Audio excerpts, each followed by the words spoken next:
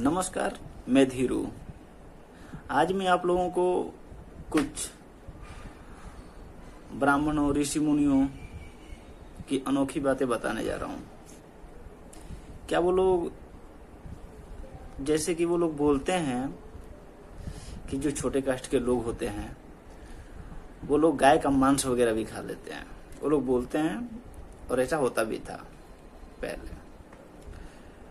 तो क्या ये लोग कुत्ता भी खा जाते थे मार के? जो ऋषि मुनि ब्राह्मण वगैरह थे, कुत्ता भी मार के खा जाते थे? अब इनके पास कहो, इनको बताओ तो ये भड़क के फायर हो जाते हैं। ये लोग कुत्ता मार के खा जाते थे।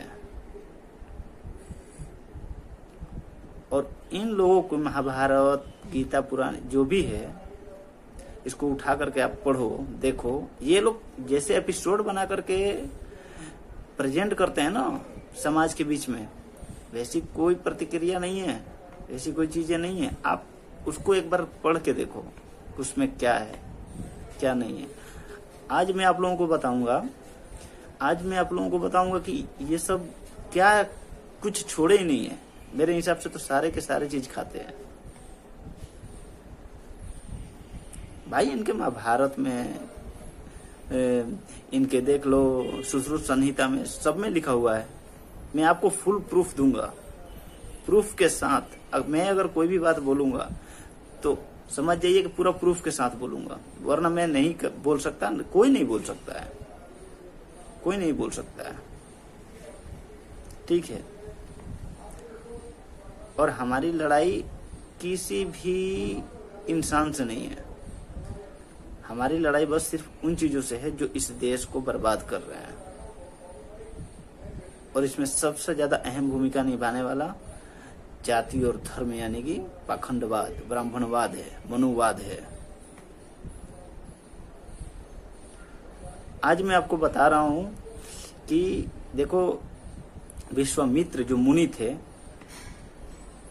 वो क्या करते थे। महाभारत के शांति पर्व चैप्टर 141 141 में आप जाकर के देखिए, महाभारत का शांति पर्व में, उसमें उनकी अच्छी खासी व्याथा लिखी हुई है। वो कौन लिखा ये? वो मैं महाभारत की बात बता रहा हूं, ठीक है। कोई हम अपने से मनगढ़ंत कहानी बना करके नहीं बोल रहे हैं आपसे। उनको बहुत तेज भूख लगती है। अब भूख लगने के बाद वो क्या करते हैं? भूख लगने के बाद वो किसी भी हद तक गिरने के लिए तैयार हैं। और यही नहीं, वो उन्होंने एक नियम भी बना करके गए हैं। वो नियम भी बना करके गए हैं। अब मांग के नहीं खाना है, मांग के नहीं खाना है, चोरी करके ही खाना है। जब उनको भूख लगती है तो वो मुनि विचार करने लगते हैं कि किस तरह मेरा भला होगा, क्या उपाय किया जाए जिनसे अन्न के बिना मेरी व्यर्थ मृत्यु न हो सके। ये महाभारत शांति पर्व चैप्टर 141 के 37 श्लोक है।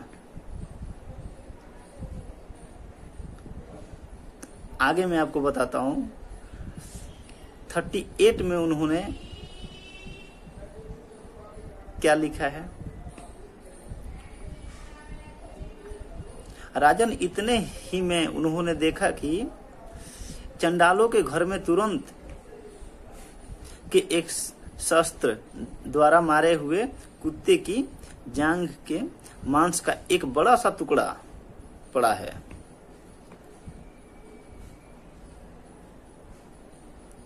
तब मुनि ने सोचा कि मुझे यहां से इस मांस की चोरी कर लेनी चाहिए, क्योंकि इस समय मेरे लिए अपने प्राणों की रक्षा का दूसरा कोई उपाय नहीं है।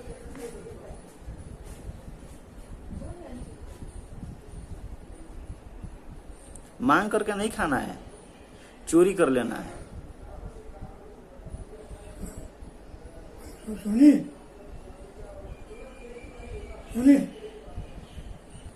तब उन्होंने क्या लिखता है उसके बाद वो लिखते हैं कि आपत्ति काल में प्राण के रक्षा के लिए ब्राह्मणों को श्रेष्ठ समान तथा हीन मनुष्य के घर से चोरी कर लेना उचित है।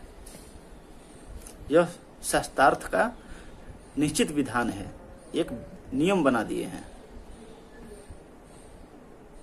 हीन मनुष्य के घर से भी चोरी कर लेना चाहिए। चोरी कर लेना, मांगना नहीं चाहिए, चोरी कर लेना चाहिए।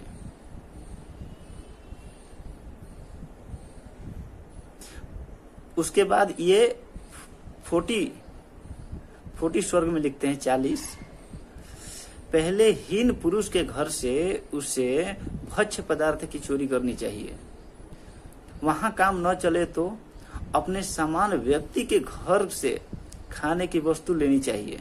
यदि वहां भी अभीष्ट सिद्धि न हो सके तो अपने से विशिष्ट धर्मार्थ पुरुष के यहाँ से वह खाद्य वस्तु का अपहरण कर ले।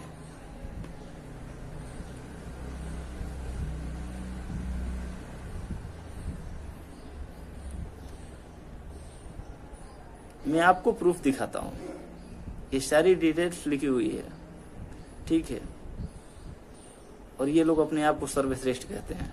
ये आपको हराने के लिए किसी भी हद तक गिर सकते हैं, आप मानो या मत मानो, रियल बात है, किसी भी हद तक जा सकते हैं। मैं आपको प्रूफ दिखा देता हूं। अब जाकर के कभी किताब, हाँ, गीता प्रेस गोरखपुर, जो पूरे भारत में वही चलता है, उसी को लोग मानते हैं, गीता प्रेस गोरखपुर। अगर वो किताब हो, संक्षिप्त नहीं, संपूर्ण लो, कभी भी लो संपूर्ण लो, ताकि उसमें सटीक जानकारी हो, पूरी जानकारी मिल सके।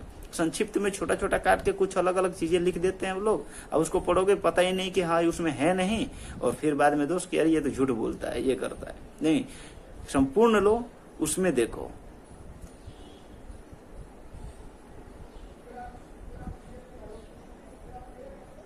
और कहते हैं कि जो बहुजन है, हमारा बहुजन समाज है, वो ऐसे था, वैसे था, ये है, वो है। अरे ये जो समाज है ना, ये मेहनत करके खाने वाला समाज है। ये लंद फंद करके खाने वाला समाज नहीं है, जो अपने नियम कानून बना करके गए। महाभारत जब लोग एपिसोड देखते तो अरे भाई तुम प्रेजेंट कर ही रहे हो, और लोग नहीं समझ पाते हैं उनको। अब तुम्हें पढ़ने भी ये लोग, वहां तक तुम्हारे पास तक किताबी नहीं पहुंचेगी ये, तुम कोशिश ही नहीं करोगे। क्योंकि अगर तुम इस किताब को पढ़ते हो तो तुम्हें मैट्रिक में फेल कर दिया जाएगा। मैट्रिक में तुम्हें एक भी नंबर नहीं, 0/0, क्योंकि मैट्रिक की किताबें तुम्हें छोड़नी होगी इन चीजों के बारे में जानने के लिए। तो रिसर्च एक साइड लेकर के चलना चाहिए, और अपनी पढ़ाई एक साइड लेकर के चलना चाहिए। यह नहीं कि खाली इसी पे फोकस करके बैठे रहो, ऐसी चीज नहीं होनी चाहिए।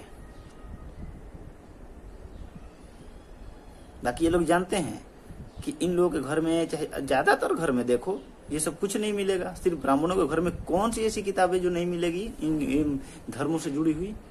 A to Z किताबें मिलेंगी।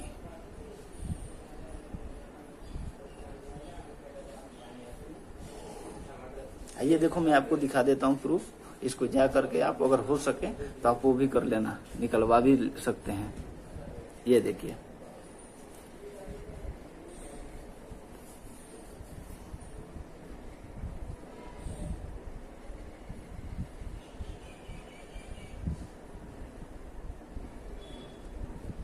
और मैं आपको दिखा देता हूं एक ये देखिए, ये देखिए,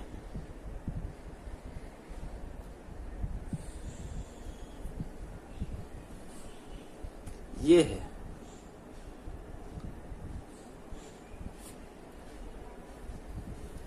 और आगे जहां तक हो सके, जहां तक हमें पता चलेगा, जिस तरीके से हमें पता चलेगा रिसर्च करके, जो कि कभी गलत ना हो, झूठी बातें ना हो। इन लोगों ने खुद लिखा है, हम तो सिर्फ बता रहे हैं अपने लोगों को।